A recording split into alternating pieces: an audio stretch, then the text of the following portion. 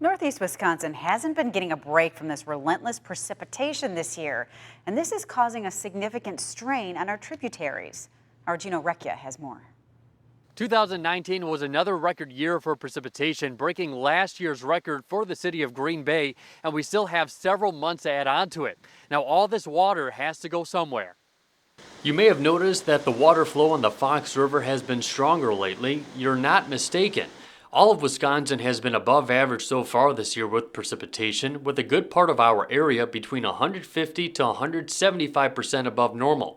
This brought us to record-breaking criteria with over 40 inches of precipitation in Green Bay through October 3rd. If we see an average amount of moisture through the end of the year, this would be about another 6 inches. That would total us to over 46 inches, 17 inches above normal. It has really stressed the entire system. We've been at bank full or over bank full on the majority of the rivers and tributaries for extended periods of time over the last 2 years. With the latest amount of rainfall we saw earlier this week, that caused Lake Winnebago to rise an additional 3 inches. It doesn't sound like much, however, that is equivalent to extra billions of gallons of water that now has to get discharged safely down the Fox River.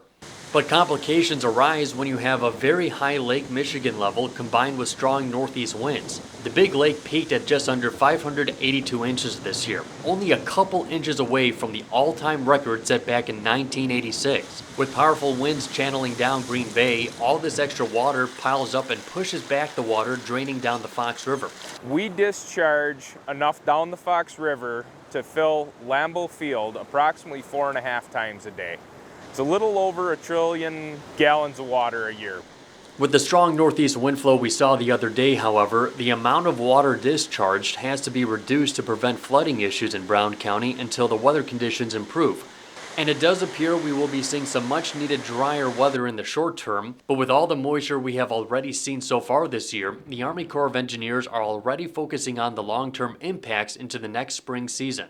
Once ice starts to form on Lake Winnebago, with the water levels being so high and having so much water that we're dealing with, we may struggle to bring Lake Winnebago down to a safe level for the spring rains and snow melt that'll come sometime April, March. Reporting across the Fox River, meteorologist Gino Recchia.